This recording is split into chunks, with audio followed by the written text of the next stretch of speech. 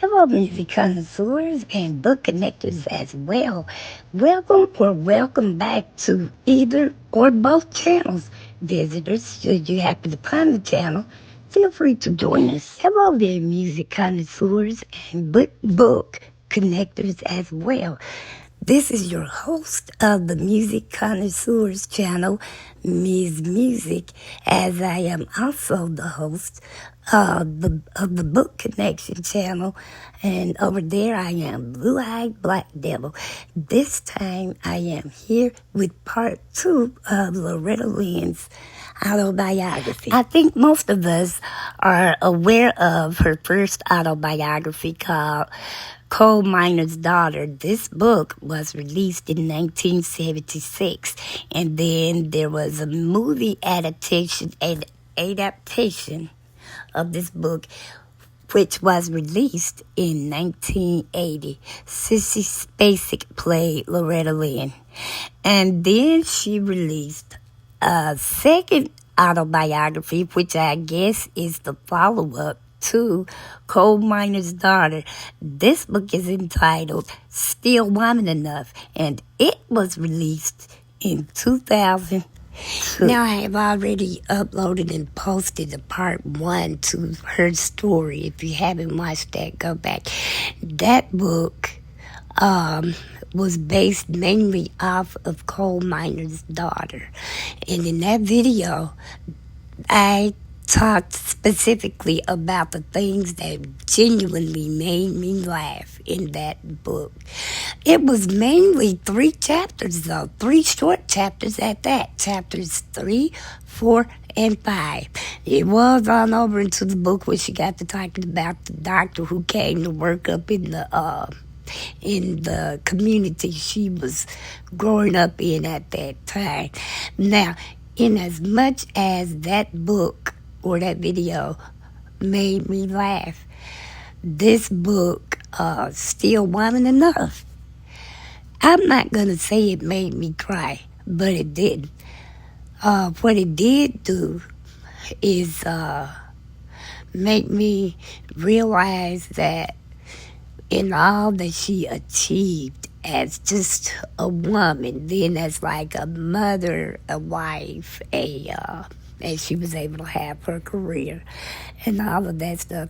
Loretta Lynn, she witnessed a lot of sickness and a lot of losses, both in her career and then just also her family and friends that she had met and made along the way when she was, performing. So, with all of that being said, let's see what I can do for this video. This is part 2 of Loretta Lynn. Now, Loretta Lynn was born Loretta Webb on April 14, 1932, in Johnson County, Kentucky. More specifically, she grew up in an unincorporated community called Butcher Hollow. That is how it is supposed to be pronounced. But the locals called it Butcher Holler. And so that's what it was. This is another example of not Webster's dictionary. This is Webb. Now, let me say it the way she did. This is Webb dictionary here, not Webster. Okay, now Loretta was the second child, but she was the first daughter, born to Melvin Theodore or Ted Webb and Clara Marie Ramey. Now, together they had 8 children. They had 4 boys and 4 girls. Let's see if I can name them. In the boys, there was Loretta's older brother. They called him Junior because he was named after their dad. So it's Junior, Herman, wait a minute now, Junior, Herman, Jay Lee, and then Donald Ray. Those were the 4 boys. And then the 4 girls were Loretta, Peggy Sue, Betty Ruth, and Brenda Webb. I don't know. I know that Brenda was the youngest of all 8 of the children. I know that Junior was the oldest of all 8, and I know that Loretta was the first daughter and the second born, but I don't know where the other 5 fell in the birth order. But times were really hard. Loretta's father worked in the coal mine. And as you can tell by that book title there, one of them. So she literally was a coal miner's daughter. And yeah, they were poor. And her dad, as most coal miners, that just listening to them talk, there's nothing they can ever say that would ever glamorize working in coal mines. It's probably got to be one of the hardest jobs anybody. Can you just imagine being on your knees or flat on your back for 8 to 12 hours a day sometimes, and it's dark in there? Ooh, all right. So that's what the father did. Well, he eventually ended up not being able to work because he couldn't quite heal from one injury or another one. And so the mother at first was a stay-at-home mom. But then after her husband got down, they even moved from Butcher Holler, Kentucky to Wabash, Indiana, because the dad was told that he might be more successful finding work there. And so the family did move there, and he did work. Okay, all right, I have my window open because it's a bit stuffy here, so you may hear traffic or some barking or whatever. But yeah, they moved it for a minute there. The dad was able to find gainful employment there, but the mom had gotten used to, working. She said that her mother's gift really was in healing. I don't know if I said in that other video, but Loretta Lynn says that they were there's Indian in their family, and they were Cherokee Indians, and she was pretty outspoken when it came to like Indians' rights and stuff. And according to her, and I have to agree, she said that the Indians were treated by this country. She said that the Indians were treated almost just as bad as black folks were. You put them out there, you use them for what you can get out of them, and then you just walk by like you did it. So, because she said something one time about if she ever hears of an Indian maybe putting themselves down or saying something about so-and-so is above their pay grade, she'll be like, nothing could be further from the truth. So her mom was able to go and eke out some kind of a living for the family in Indiana. Well, okay. At age 13, Loretta meets the man that would go on to become her husband and father of their children. His name is Oliver Vanetta Lynn. Oh, wow.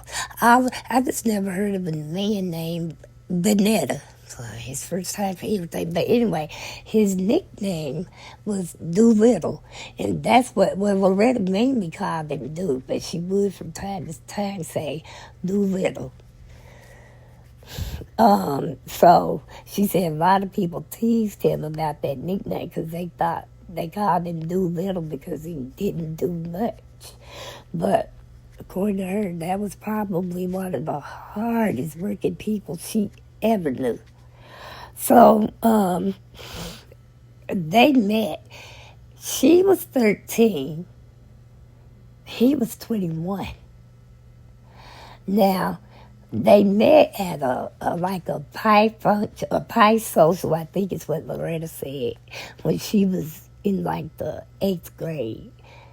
He came there, some job he had, I think it was like a logger.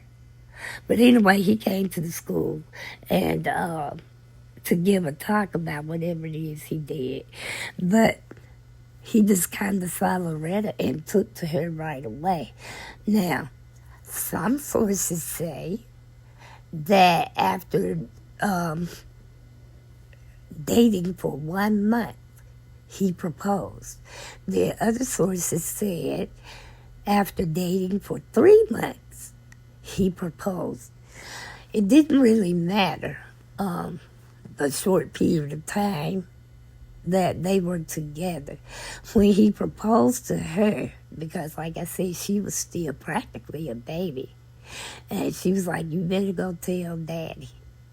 And then he went and told the daddy, and the daddy said, you need to go tell Mommy. So he went in there, and this went on for like 15, 20 minutes. Loretta was like up in the front room or on the porch or somewhere. So maybe like the 5th time he came, it said that the other one told him to go ask the other one.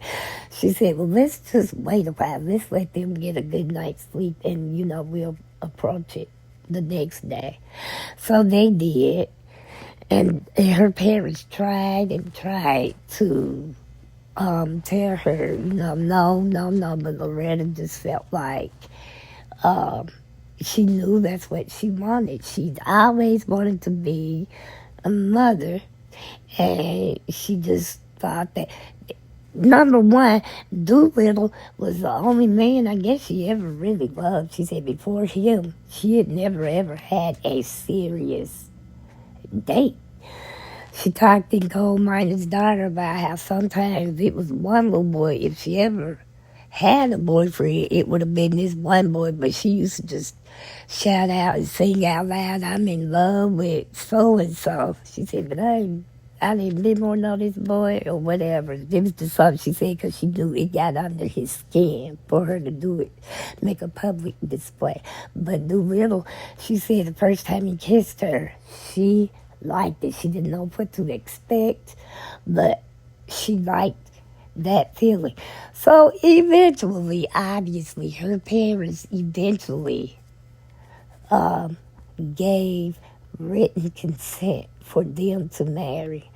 Now, one of the conditions for them allowing her to marry is that he couldn't take Loretta away from home because they did not have anything. Dude didn't have anything either, but he did have potential, and the dad saw that in him. So they stayed there up until Loretta had her second baby, because the doc that was telling her all these crazy wild stories in Coal Miner's Daughter about the lady saying she didn't know if her daughter was sexually active. But if she was, if she needs it, give it to her and put it on the medical card. I still think that's my favorite one. Or either Uncle Wee. But he stayed there as long as he could, but eventually work dried up around wherever Johnson County was. They would have to walk like 10 miles to the local store or to the one-room schoolhouse and all of this stuff. So I'm like, wow. Today, nobody would ever dream of walking 20 miles a day just to go learn or work. So they married and they stayed there. Loretta, at that time, she was 13 when they got married. And like I said, they stayed there up until the second birth of their, which was their first son.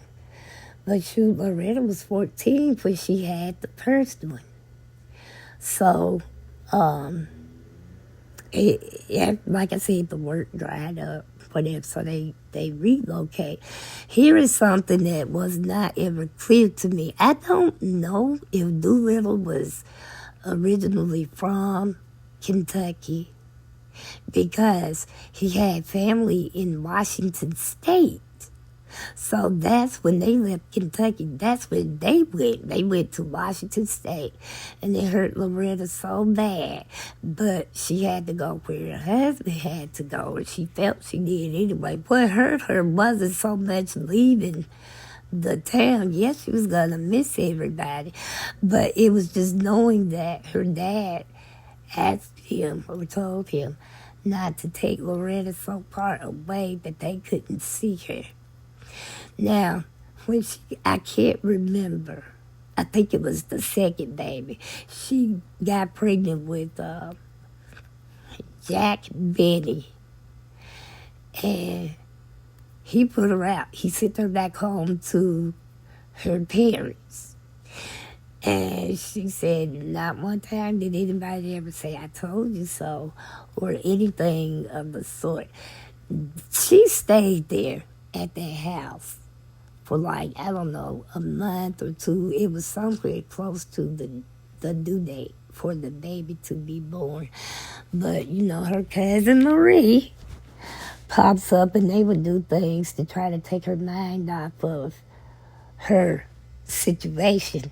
But eventually, Doolittle saw Marie and Loretta walking somewhere.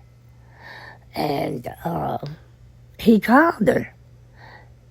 Cousin said, let's just keep walking. And they did for a few steps, but he kept calling her. Eventually, Loretta just went to go see what he was talking about. And he was just telling her he knew the baby was on the way and he would like to get the baby some things. So she went on back home, obviously. Now, by the time she was 18, she had 4 children. She became a grandmother at age 29. Oh, wow, that must have been rough.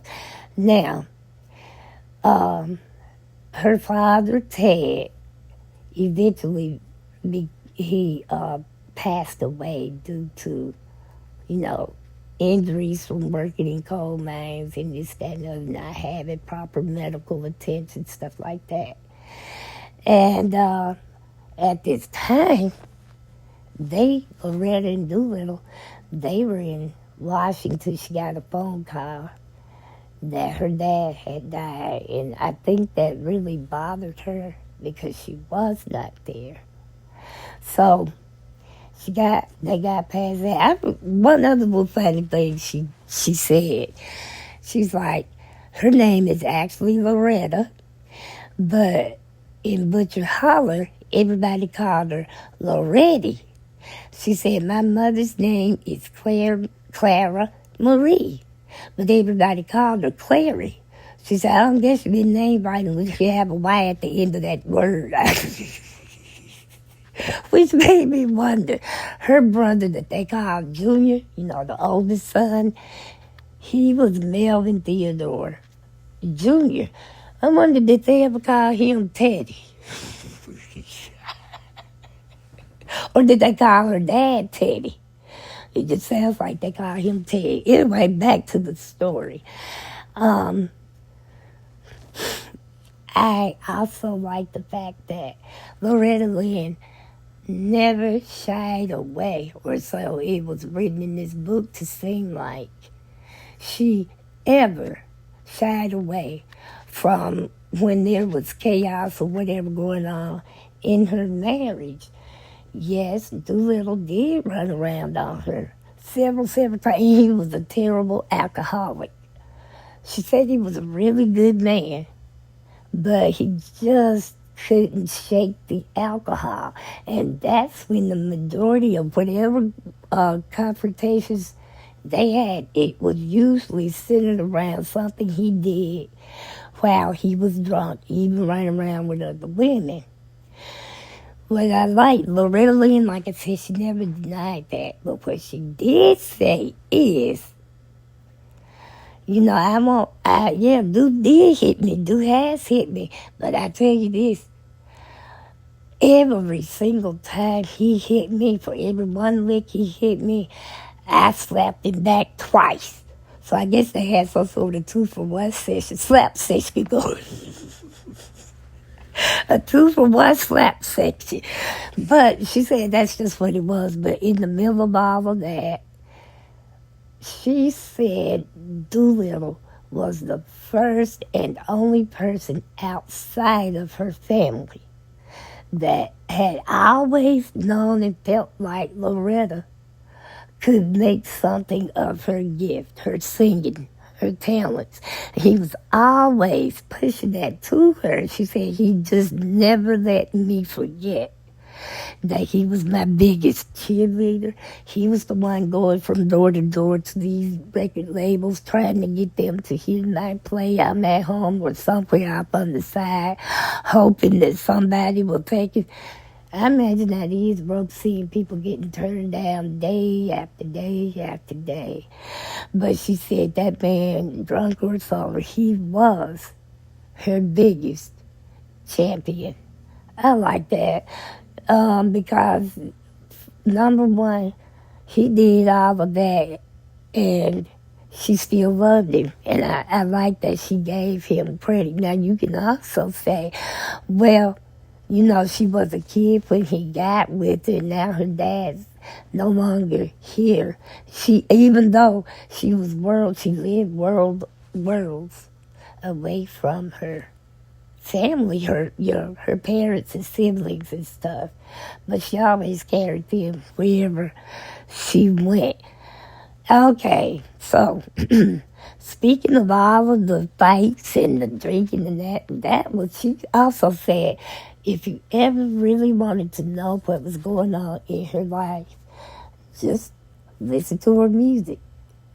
Listen, every one of them, or most of them anyway, like Don't Come Home or Drinking with Love It on Your Mind.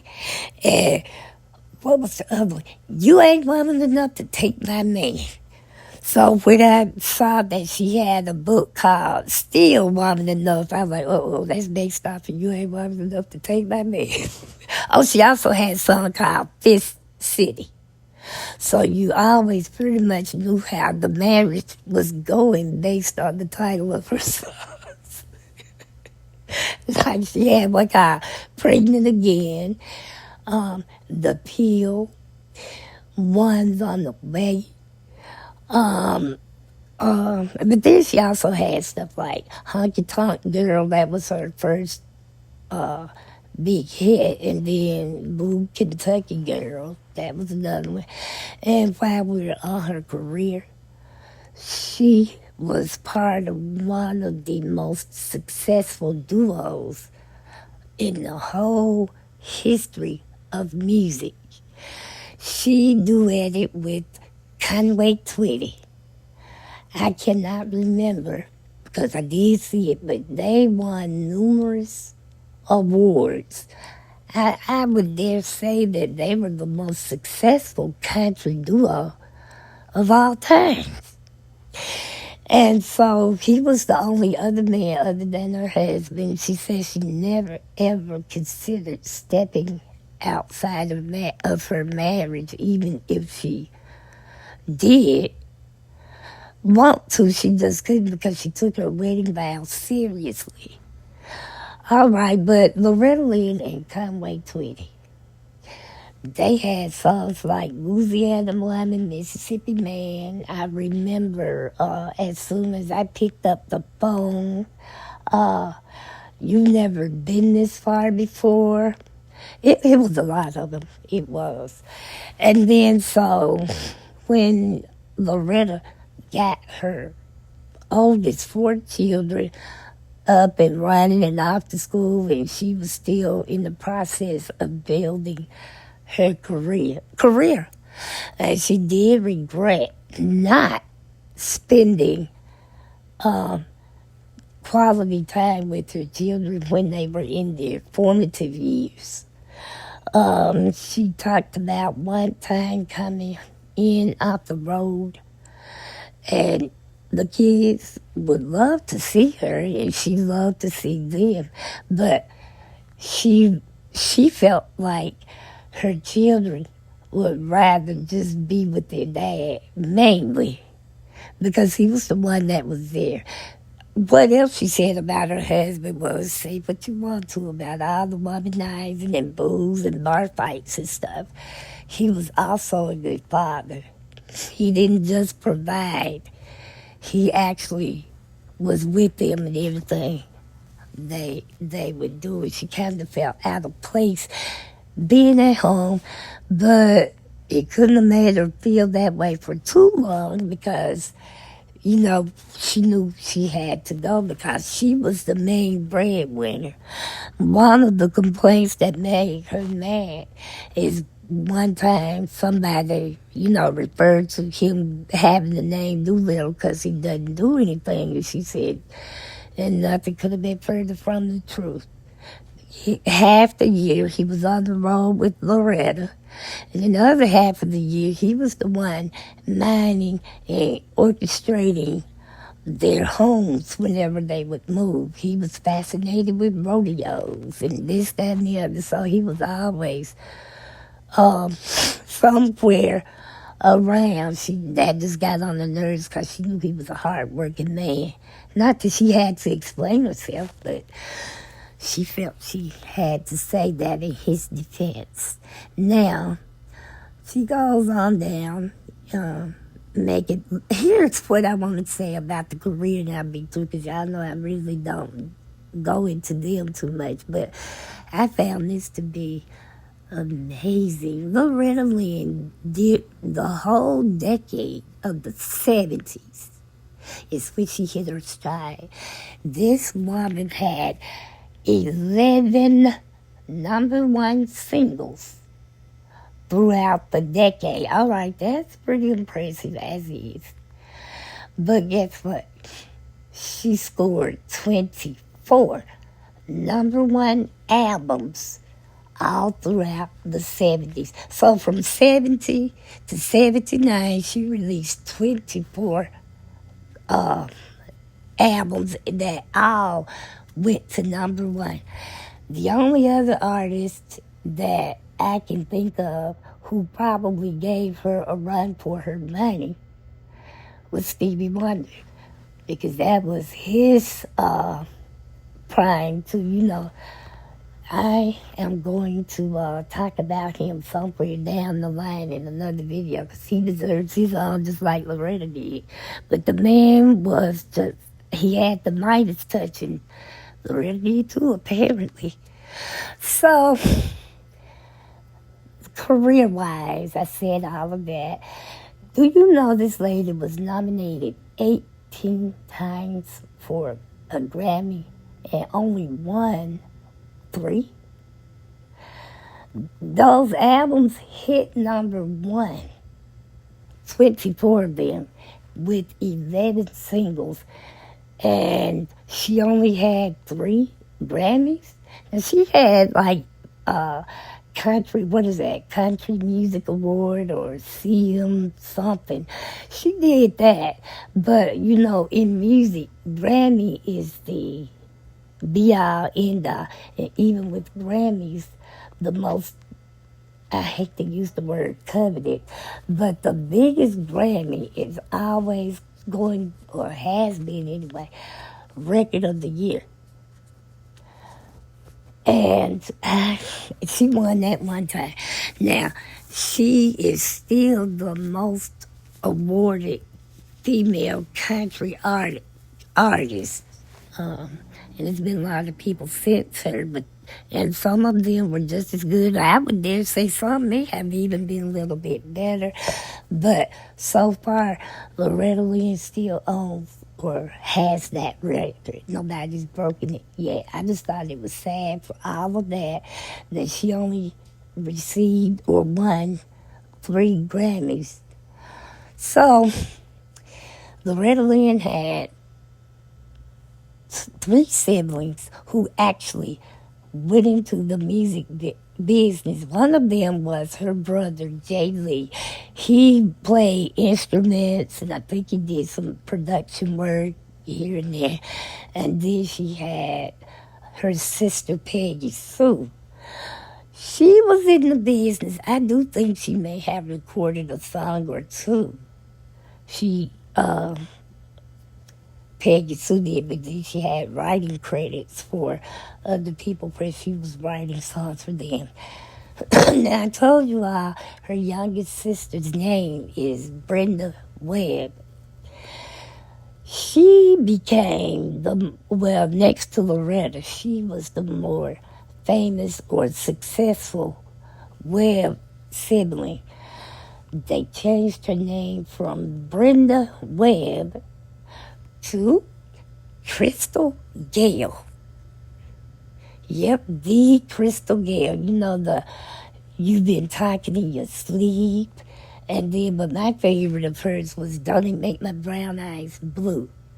Those were during the, oh, wait a minute. It's another song. No, I might be wrong on that one. I have to go back. But I want to say Sleeping Single in a Double Bed was Crystal Gayle, but for some reason I'm thinking that was more Barbara Mandrell. But I do know for a fact that you've been talking in your sleep, and then Don't It Make My Brown Eyes Blue. Now that particular song crossed over. So I heard it at school, but I also heard it on rock stations and pop or whatever.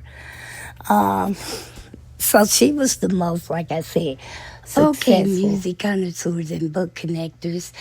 I thought I was going to wrap this book up tonight, but I guess I must be getting a little drowsy.